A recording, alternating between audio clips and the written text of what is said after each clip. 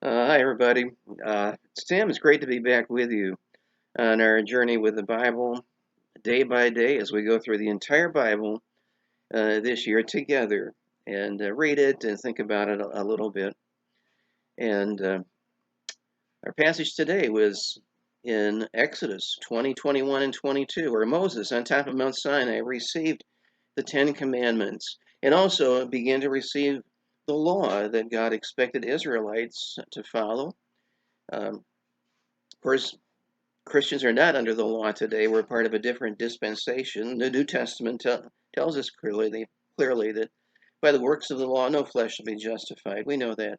But it's important to consider that as God gave this law, it was His thoughts about what they should do. And we can learn from it as we read through this law what God thinks about some of the issues that are discussed there, including the one I want to consider today in Exodus chapter 21, verses 22 to 25. People today in our country will go to great lengths to save baby seals or baby sea turtles, but with baby humans, it's a different story, isn't it? Ever since Roe v. Wade was overturned by the Supreme Court, pro choice advocates have been going a little crazy, let's face it, about the possibility that more babies might now be allowed to live.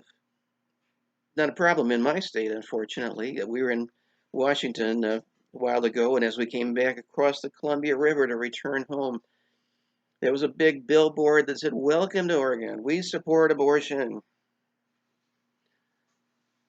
The state of Montana, in their referendum 131, voted that babies in Montana do not have a right to life even after they are born.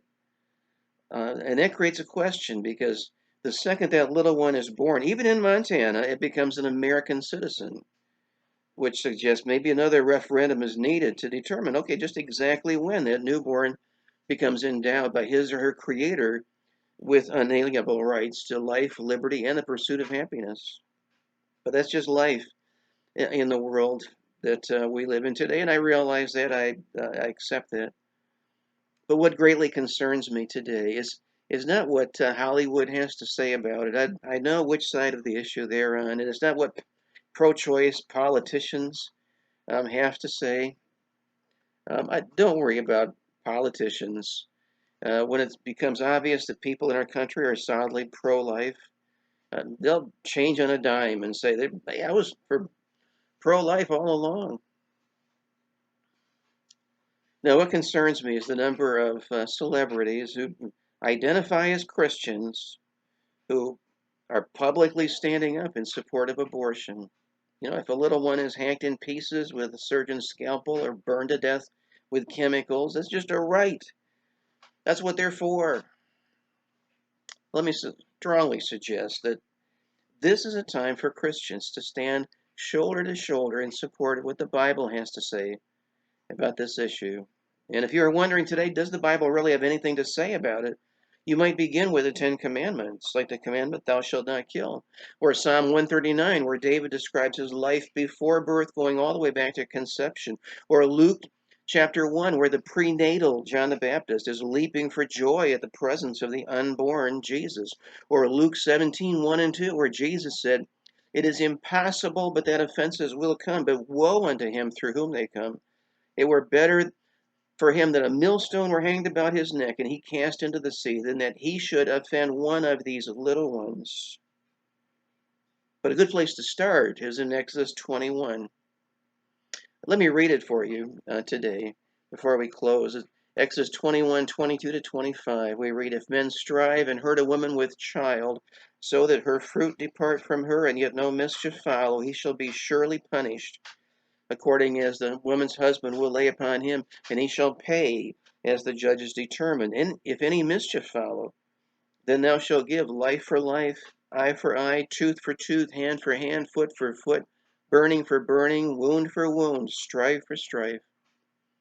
Some modern translations treat this passage by saying that the woman in this case has a miscarriage, implying that the child is born dead, but that's not an accurate translation and completely changes the meaning. The reference to fruit is a clear reference to the unborn child. Departing is the normal word that describes a birth. It simply means a birth has taken place early as a result of the fight, and the mischief or harm is harm to the child, not the woman.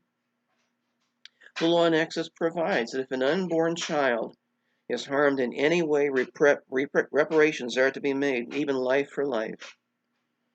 And what would be the point of requiring the death penalty for causing harm to something that's not alive to begin with?